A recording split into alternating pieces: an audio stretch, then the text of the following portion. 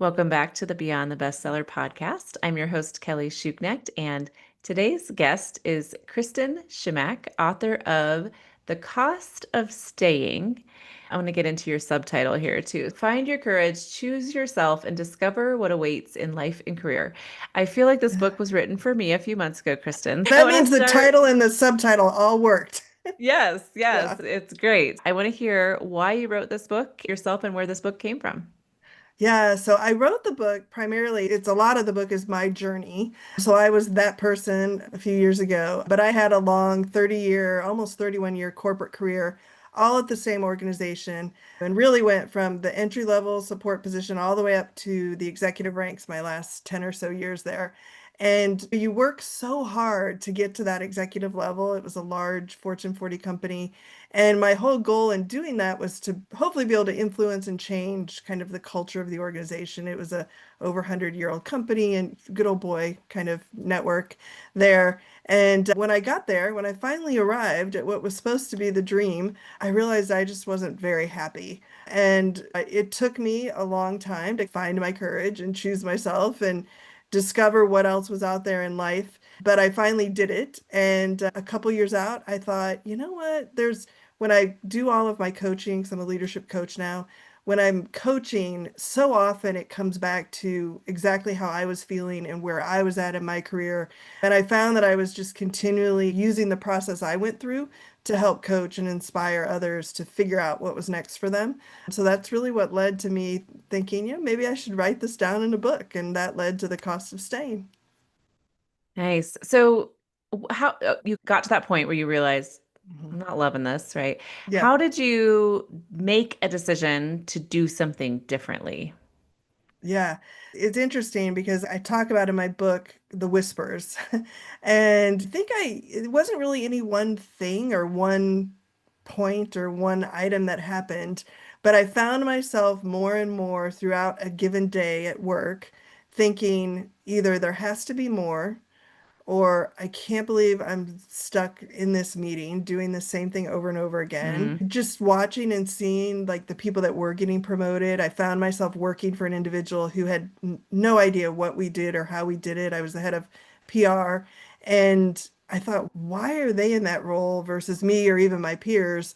There has to be more. And then I would work with all these vendors and think, I could do what they're doing. What am I doing here? Why am I putting up with this and the craziness of a big corporation? And so I just gradually started to think about, okay, if there's going to be more, initially it was I'll wait till I'm 55 when I can retire, and then there will be more. But as I started to begin to actively build my network outside of that company, it started to open my eyes into there were many other things I could do, many other jobs I could probably go for. And I started to build those connections and my network outside of the company that I'd worked in for 30 years. And so as I gradually started to do that, and then I hired myself a coach because I knew like I just wasn't, I was miserable. mm. Hired a coach who really helped push my thinking, and I should credit her for the title in that she often would say to me, "You keep talking about what you'll lose by leaving. You'll lose that paycheck." Because that paycheck can be quite addicting to get the money every couple of weeks. You're going to Right. lose the bonus. You're going to lose relationships. You're going to lose the status. She goes, "What are you losing by staying?" And once I started to make that mindset shift, that's when I really started to figure out, okay, I've got to figure out how to do something different. And then from there, it was just planning financially for a departure, figuring out how early I could leave from that role. Did I need to stay till retirement or not? Which I didn't. Just baby steps. How long did it take you from as you were financially planning to take that leap? How long did that take you? Yeah, so I always say something magical happens when you turn 50 and it's like you just are like, you know what, I'm out. So I probably started in my late 40s thinking there's no way I'm going to be able to make this to a retirement age. And then I left at 52. It was, I would say, probably 3 years of hard exploration, a couple years of really, I'm serious, I'm getting out at 55, and then I just sped it up and left at 52. Okay. Yeah. Okay. So it took a while. Yes. Yeah. Yeah.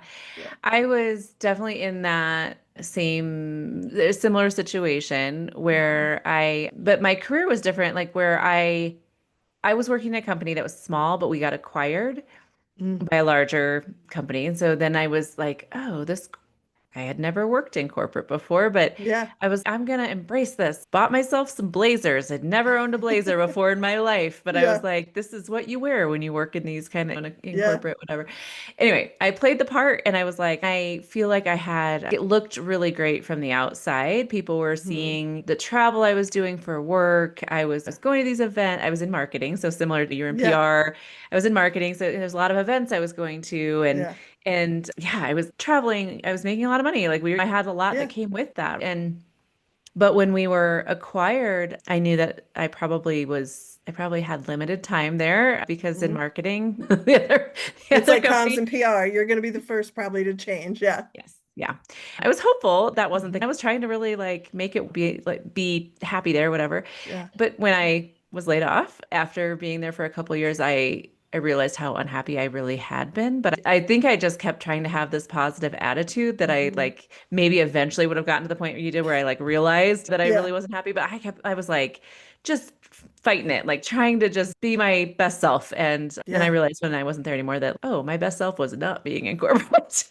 It's so crazy because I think, right, it's what, and so you don't, it's hard to see when you're in it how maybe unhappy you are. That's where I talk a lot about the whispers. Had I listened to my whispers that were going on inside about there has to be more, or I know I could do something else, or why am I here dealing with all of this political stuff? I probably would have left in my 40s, right? But it's just, I think it's addicting when you start getting that regular paycheck and others' expectations, right? One of the hardest things I had to do was tell my dad, who had worked at this company for 40 years, I had to call him and say, hey, I'm not happy anymore. I'm resigning.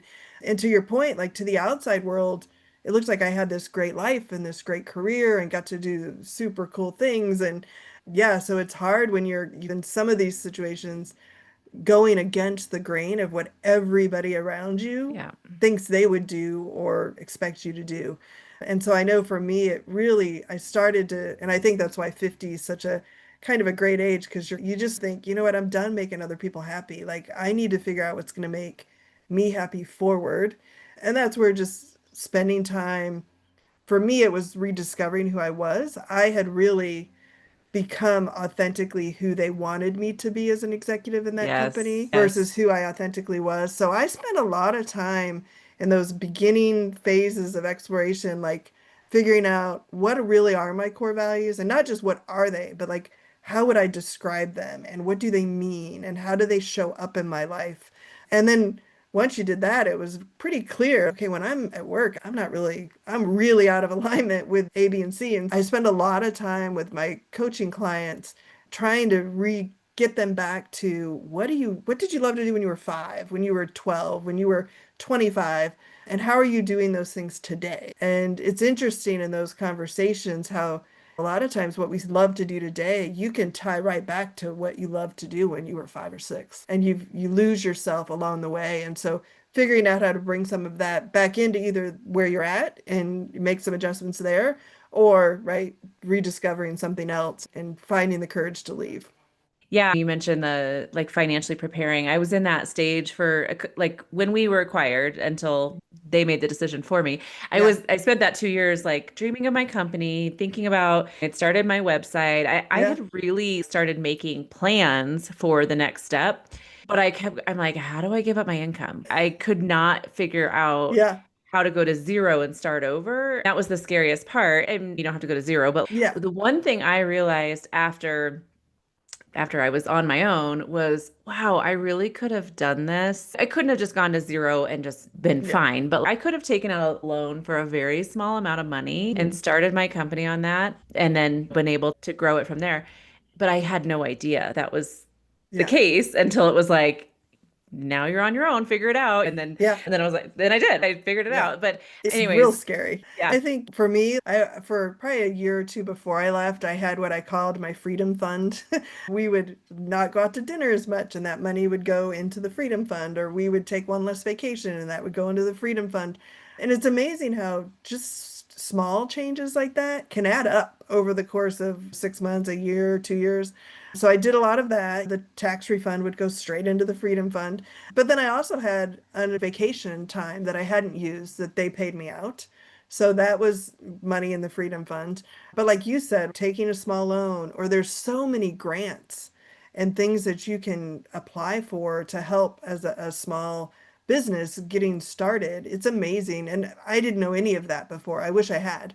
There's organizations out there that can help you connect and find those grants. Yeah, yeah. So you said that you're a leadership coach now. So how does that fit with the book that you wrote? That seems to me like you would be coaching people how to leave corporate. Yeah, Because that's like your experiences. It seems like yeah, you have a lot to teach there. yeah. But so how do you use that book in your day-to-day work? Yeah. So I do have clients where I'm coaching them how to leave corporate, but I have a lot of clients too that are just not happy where they are. They find themselves in the executive role or high level leadership role and they're just not happy. And part of my journey too is I looked at staying there but taking myself out of leadership. So there's many ways you can go about rediscovering yourself and finding something that will make you happy. And so throughout my book, I have a lot of exercises in there that get to some of what I've already talked about, right? How do you become really self-aware of why you're not happy?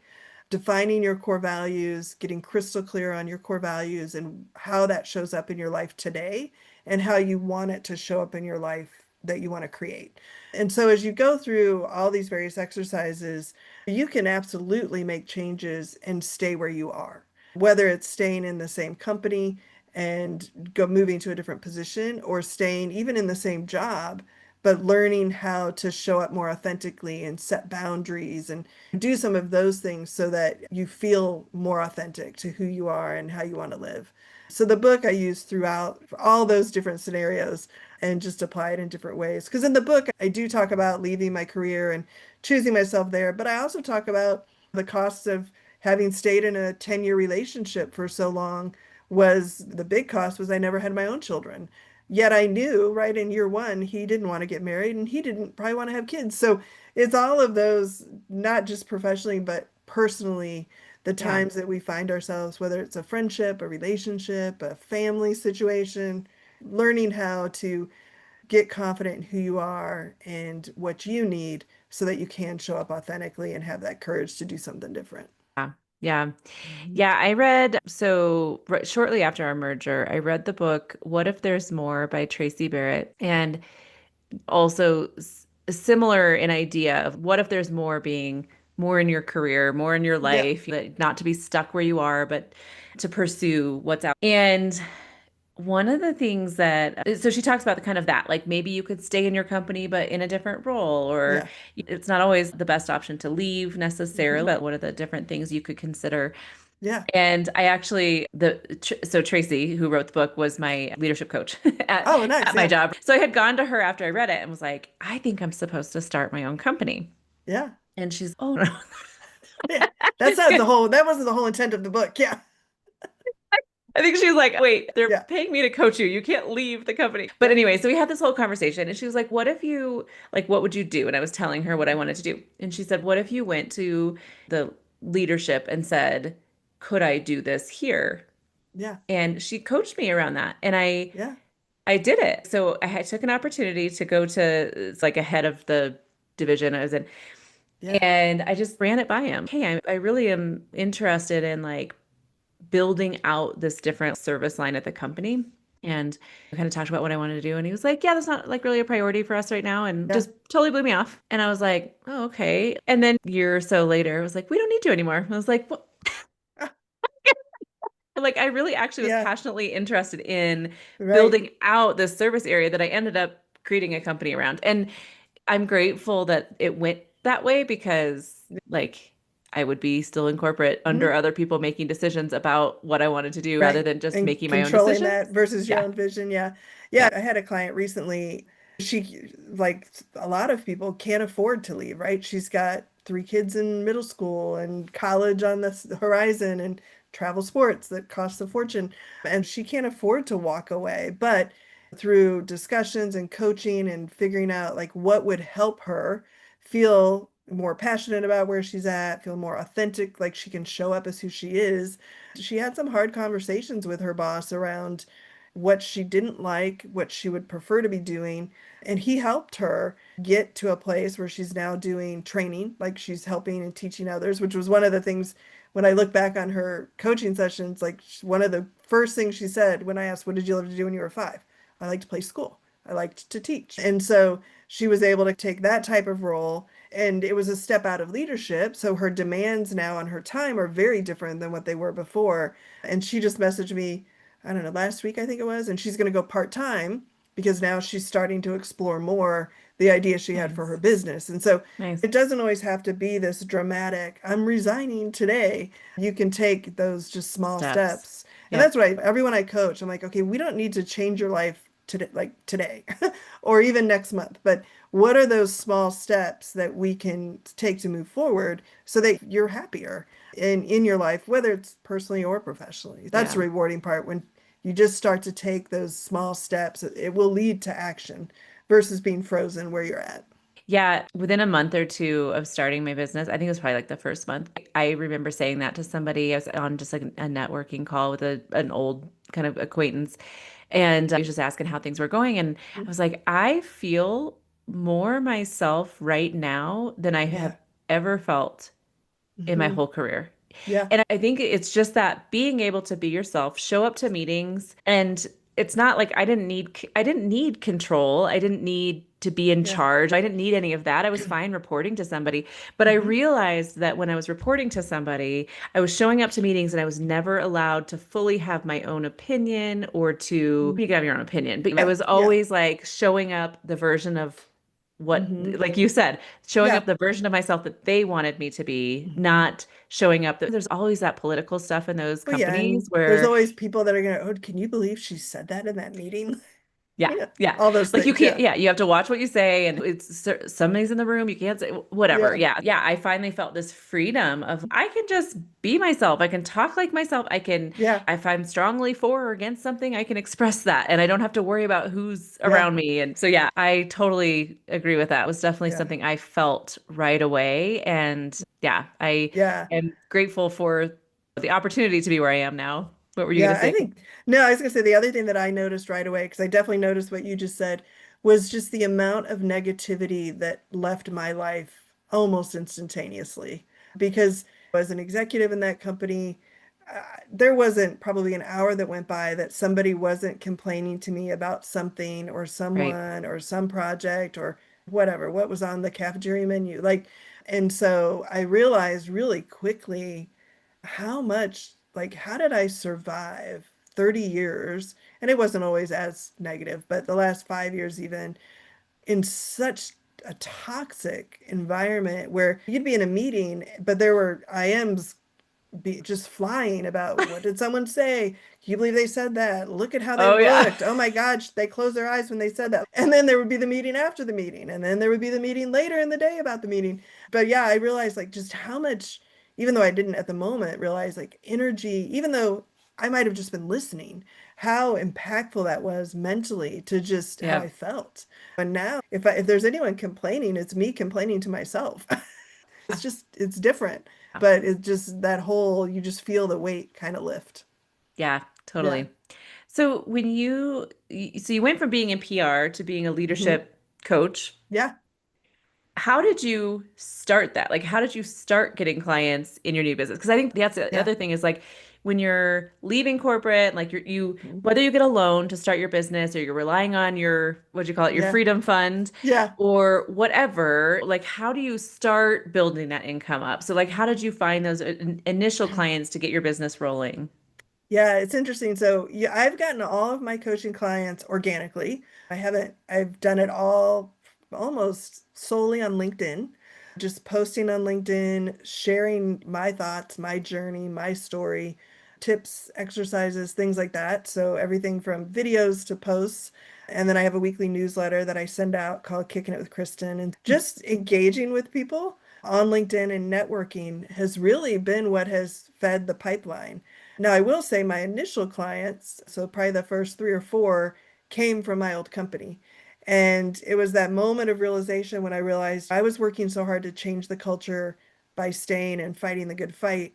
I actually probably had more of an impact on the culture by leaving because it was an organization people didn't ever leave, especially at the executive level. So I think when I left, there were a lot of people noticed and a lot of people really interested, and probably a lot of people who had been in the situation that I was in, right? Not necessarily happy and wondering what could be next. So I would say my first 3 to 4 clients came very quickly from the organization that I left. And then from there, it just built from showing up consistently on LinkedIn, showing up authentically, not being worried about what people might think. Although there's times right before I would hit the publish button, I'm like, oh, what are people going to think about this post? But Yeah. trying just to show up as authentically as I can and genuinely want to help people figure out for themselves what's going to make them happier. Because I've stood up on so many stages and said, you should be really happy at work. We spend more time at work than we do at home. And I knew my last couple of years when I would say that from a stage, I'm like, you're such a fraud. You're miserable here. What are you doing? And just really want to help people not have to feel that way and to find that peace where they love what they do, but they have a life that they love as well. Yeah, it's hard when you're in a leadership role. When we were going through that acquisition, like I was supposed to be the one, be the raw person for Yeah. my team Hmm. as everyone's coming to me and complaining, and everyone was trying, like me, they were trying to have a positive Yeah. attitude, but it was just like, oh, now this happened. What's going Hmm. on here? All this stuff was going on. And here I'm like trying to encourage everyone and Yeah. keep everyone happy. And meanwhile, I'm like, this is a nightmare. Yeah. You know? Yeah. I've been there. And I always tell people like the best thing you can do for yourself when you find yourself in that situation is right, making sure that you're handling your own emotions, talking to Hmm. people outside of your circle at work or wherever you are. So I know for me, like I did a lot of try to create space so that the clarity could come to me on what needed to happen.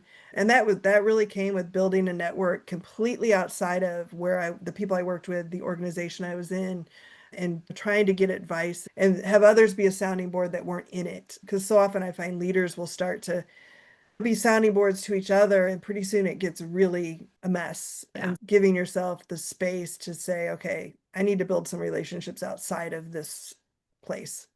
Yeah, yeah, Yeah. that's smart. And then you never know where those relationships will lead Yeah. if you do end up leaving your Hmm. situation. Yeah. Because for me, a lot of my initial clients were people I had known Yeah. that were part of my professional network that were like, Mhm. oh, you're doing that now? We need that. Yeah. And yeah, building those relationships is so important. Yeah. And I don't Um, know about you, but I found being the head of public relations and you were in marketing, I realized a few years, but 2 years before I left, I would look at my LinkedIn profile and I'm like, oh, this is like a walking commercial for my company.